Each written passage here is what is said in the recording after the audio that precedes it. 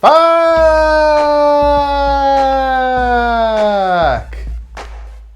You did say that word. I was wondering if that's the word you were going to say. Because we can say fuck now at the beginning of episodes and YouTube doesn't get mad about it anymore. Oh, fuck. So that's great news right there. We can say whatever.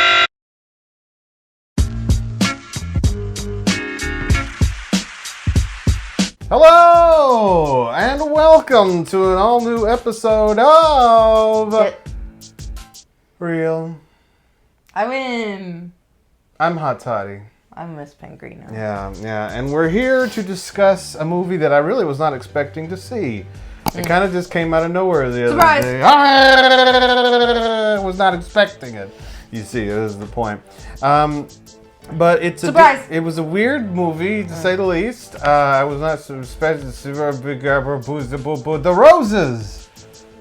Did you have a stroke? Starring British lady I'm not familiar with, and Benedict Cabbage-patch. Cumbersnatch. Great people there. Yeah. Miss Pengrino, what did you think of The Roses? I actually kind of liked it. Really? It's dark. It's depressing. It's a dark comedy, yes it is. But it's funny. It's based on the book The War of the Roses, and it's a remake of the 1989 film War of the Roses. Son of a bitch!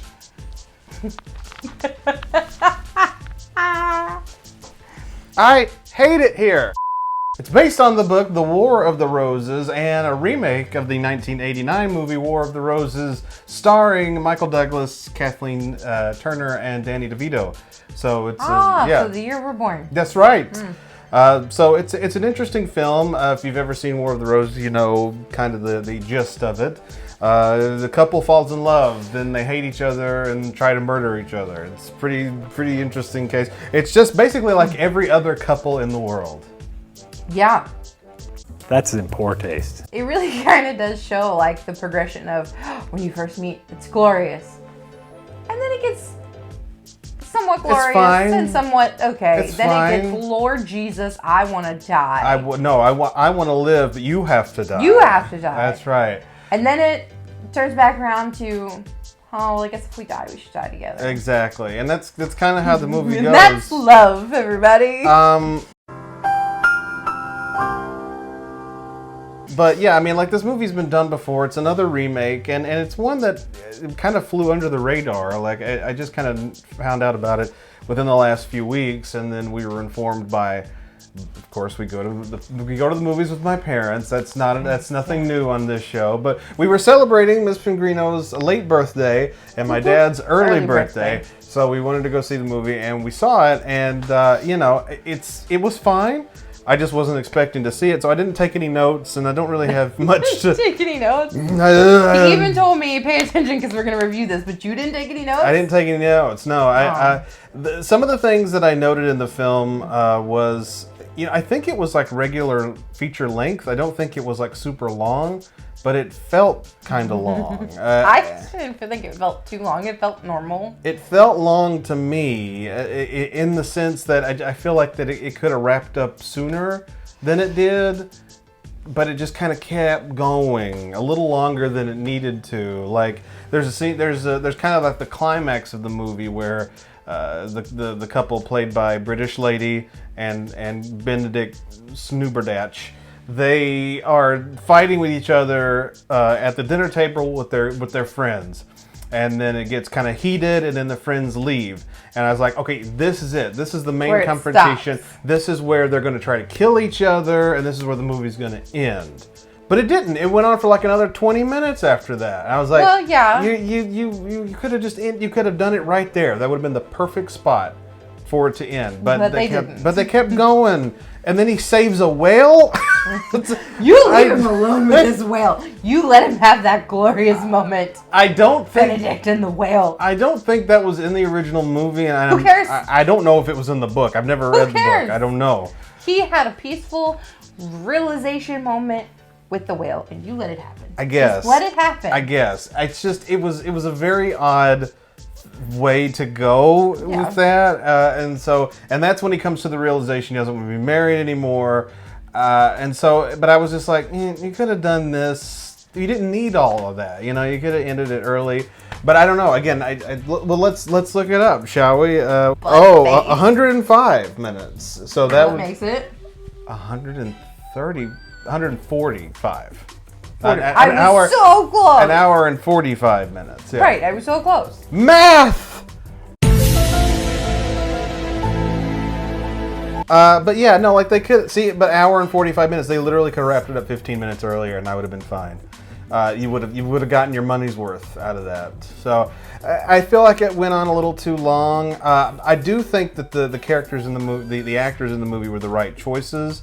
I guess I should know. Let me go back now and let me figure out British lady's name, because Do I get to say anything? I feel bad about not knowing who she is. Olivia Colman. Olivia Colman. That's who plays the wife in the film, and Benedict Cinnamon Rolls. No. I'm gonna get it one day. Okay. What were you gonna say? I actually liked it. Why did you like it so much? Because for once it was a rom-com, if you will, that wasn't like, it was real. Right. It showed you real life Right. life rom. A real life rom? Real life rom. Real life rom. Real life rom. Real life rom. Surprise, motherfucker. With a little bit of calm and a little bit of, oh my god, I want to die. It's real life. I mean, it is real life. It is. It's a bit. I think it's a better overview of a relationship than what like regular romantic comedies would give you. It was a change up from just going into a rom-com and being like, I love you, you wonder, let's run away together, skip to Oh my God. boo. I don't know how. What? Yeah. What? I don't know how this movie's done at the box office, but I mean, you know, movies like this nowadays tend to not do very well, especially in the theaters. Like, I'm kind of surprised that this was released. Nothing tends to do well in the theaters anymore. Unless it's like a Marvel Yeah. or a Star Wars, but even those movies don't do super well anymore. Like, because who goes to the theater? well, you know, like, I loved the Fantastic Four movie that came out this summer, and everybody's been dogging on it, saying it's like one of the worst movies ever made. And I'm like, That's sad. I bought the figures. Look, they're down there. You know. Hi. I loved this. I loved Fantastic Four First Steps, but even that one didn't do very well. So I don't know what does well in the theater anymore. So I'm really surprised. I'm surprised this got released in the theater. I thought this would be like something you'd see like on Netflix or Amazon or Hulu. Definitely straight to streaming. Yeah. Probably. Yeah. Is where this should have gone. Not that I didn't thoroughly enjoy it. I did. It's just It's just nowadays theater prices, bro. Theater prices. It's not a theater price kind of movie. It's theater prices and also, you know, the theater going experience. I feel like a lot of times nowadays people expect something grandiose for their theater going experience, which I get. If you're going to pay those kind of prices, you want something that's going to be memorable. And which we even had to pay a little more because we got stuck in the IMAX. Yeah, we didn't even. Why this movie was in IMAX, I'll never understand. Which not like IMAX like 3D, not IMAX like moves you around, like just the extra big screen. I guess, but it was. It's still not worth it for necessary? this movie. Yeah, like an extra couple bucks a ticket. You don't need it for this movie. You don't need it for this movie. So, but that's the thing. It's like you want more bang for your buck. So I'm surprised this got released into the theaters. It's a fine movie. It just, like I said, I think it went on a little too long. You could have cut it right at the dinner scene, and then that's where they try to kill each other, and that's the end of the movie. But, you know, it was fine for what it was. I've come to the conclusion that Kate McKinnon is the best co-star you will ever have in any movie. She is. She just, like, you're not expecting anything. It's real sad, or it's real just, like, dull, and then bam! She just comes out of nowhere. She just comes in with like some crazy ass shit that you weren't expecting. If you need a shoulder or an inner thigh to lean on. What? I'm kidding.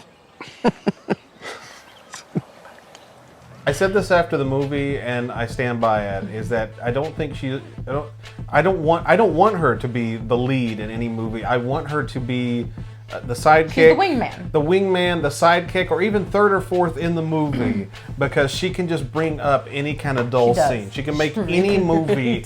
She can make anything happen. You know, in Citizen Kane, there's the squawking bird that happens in the middle of the movie because Orson Welles was afraid that people were going to fall asleep in the middle of the film, so he makes the bird squawk super. That's a way to do it. Like the time his wife left him. I feel like that's Kate McKinnon. She is the human. She's the bird. She's the human form of that in any kind of comedic film. If a movie is getting too serious or if it's getting too boring, she just comes in and does her thing, and it just makes it better. So, you know, she needs to be in more. She needs to be in more movies anyway. I haven't seen her in a movie since Barbie, and she did great in that too. I forgot she was in Barbie. Yeah, she was ugly Barbie. Oh, She was ugly Barbie. I liked her in Barbie. Yeah, she's great. That's what I'm saying. It's a shame she's not in more movies. But yeah, when she is, I don't want her to be a lead, and that's not an insult. She works best as like someone who's a part of the group, and she's always so funny. Yeah. Like she was like, you know, a lot of people dog the Ghostbusters 2016 film, but like she was. I love that one. But she was a highlight. I'm sorry. She was the highlight of that film. I loved her in that. Yeah. But you're never gonna tell me that Kate McKinnon and like Melissa McCarthy, and I love them. They could literally just be sitting in a chair and I probably would still enjoy it. Hot take. That being said, then we have Andy Samberg. And was he a little disappointing for you? He was disappointing. I mean, he was kind of funny, but like, yeah, he was just kind of a barnacle. I wanted more Kate McKinnon. He was kind of a barnacle in the movie. It was sad because they put them together as a couple, and I was kind of hoping they would be this like outragey couple together. Like super sexed couple? Not necessarily super sexed, but like every statement that came out of their mouth, out of both of their mouths, should have been crazy. Yeah. But it wasn't. It was just Kate McKinnon's character who had the crazy, and he was like the balance to her crazy, and that's not right because he's also crazy. Right. They should have been like the oversexed, like they should have been like the swinger couple that's like always trying to entice people to join them and stuff. We're opening like the marriage. Exactly. We're still talking about that. We're still talking about that. See, that's a scene in the movie where Kate McKinnon wants to open the marriage. He's not super convinced. We're still talking about that. So like, but like, no, he should have been on board. That should have been their character traits. Yeah. That should have been who they were. So there's minor misses here and there, but you know, overall, I thought it was a pretty okay film. It's not, like I said, it's nothing grandiose. So it's not anything that's gonna blow your mind. It's not necessarily pay theater money for. Right. I know I enjoyed it more than you guys did because his parents are kind of on the same page as him. Yeah, like, it was a movie. Not bad. This is a movie. Not great. Yeah. It was a movie. Decent. It was a night out. It was a movie. Yeah. I liked it better than that because it's, you know, the first one I've actually seen that's real. Yet still funny. But there definitely were some misses. Okay. Nice. Definitely were some misses. But I think for me, what were some misses for you? Well, Andy Samberg, he could have been a little bit. I still enjoy him in there, but the other couples, I would have preferred different people. I didn't know who those people were. Yeah. So they didn't really do it for me. Right, yeah. They weren't funny. They weren't, like one of them is supposed to be like this lady, and she's married to this man, but he's probably gay. I needed him to be a little bit more gay. Yeah. A little bit more flamboyant. Wasn't gay enough for you. He wasn't gay enough for me. I needed him to be a little bit more in my face. Gay! About the gayness, because the whole, like, jokes later in the movie, you'd see what I was saying. Right. I needed that couple to be a little more. To be fair, you didn't need any of the other couples. You could have just done really didn't. Andy Samberg and Kate McKinnon, and then the stars, Caitlin Cole, Olivia Colvin, and Benedict, Sniper Crotch. Why? I'm a dumbass. Overall, it was fine. It just, it wasn't great. Like, again, the movie, you pay to go see a movie these days. Good or bad, whether you're expecting it to be good or bad, or if it is good or bad, let's think about the movies we've seen over the summer. Jurassic World, Rebirth, Fantastic Four, First Steps. Help me out here. I know there's another one. I mean, there was Naked Gun. Well, there was the Naked Gun, but that was more of I guess it's more of like an action comedy. I guess that is a theater going experience, because I think a lot of people anticipated that movie, and it was kind of one of the biggest movies of the year. I feel like there was another one we saw. Well, your parents saw Superman. Yeah. Here's the thing about that Superman movie. I'm sure it's great. I personally am just not a big Superman No, fan. not a Superman fan. I'm just, I'm really not a DC fan at all. I'm only a fan of Batman. And that kind of only gets, like, limited to Val Kilmer, Michael Keaton, and Adam West. That's about it. That's about it for me. Yeah. But no, it was fine. Yeah. I don't have much else to say. That's kind of the thing about this movie. Mm-hmm. It's because it's so real. There's not. I guess that's probably the problem with it. Is that you go to a movie to not have real life, to be in a theatrical, mythical, Step out of reality situation. I guess that's probably why it was just all right. Yeah. Because this is literally, you just put real life on a screen. Right. And unless it's labeled as a documentary, most people don't want to see real life on a screen. They go to the movies to escape real life. This was not an escape. This probably smacked in your face that, hey, maybe my relationship looks a little bit like that. That's concerning. To go back to what I was just saying, the movies we saw, Jurassic World, Rebirth, dinosaurs, Fantastic Four, superheroes. Yeah. The Naked Gun, real but insanely stupid. Dad joke. Dad joke. It's a Naked Gun movie. Like, yeah, you knew it was real. Yeah, exactly. So I get your point. Yeah. So it's more real. Plus side to our movie going experience. Guess who got a popcorn bucket? Me. You got the beaver popcorn bucket. I got the Naked Gun nice beaver popcorn bucket. I wanted that since the movie came out, and I finally got it. I was very happy got a about it. wicked drink cup. Yeah. That's like a hat. It's like Elphaba's hat. Elphaba's hat. Yeah, Elphaba's hat. That's gonna be a good. That's besides the point. That's gonna be a good. I am movie. ready for that one. I'm ready for the sequel. But again, it's fantasy. Yeah. Yeah. So although while I enjoyed it, I think while everybody else would just kind of find it as meh, it's because it doesn't, like movies are supposed to do, it doesn't take you out of reality. That's true. It leaves you in reality with a few jokes here or there. But again, that's reality. That's true. With a few jokes here and there. Well, that's the big question. Ms. Pengrino, would you recommend The Roses to people? I definitely would. Mm-hmm.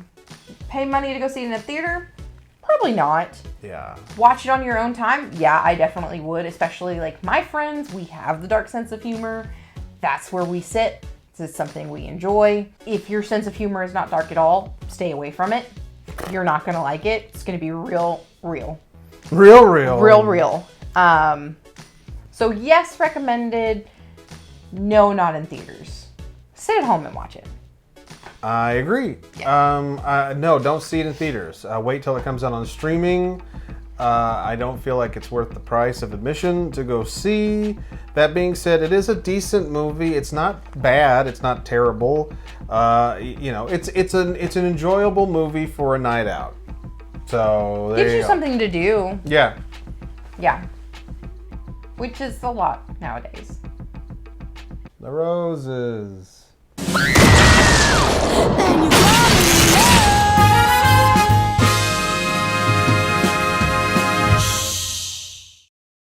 Well, Ms. Pengrino, it's good to know that we can drop F-bombs on this channel and the video not get censored or anything. And this just in, I can also show my man boobies. Okay.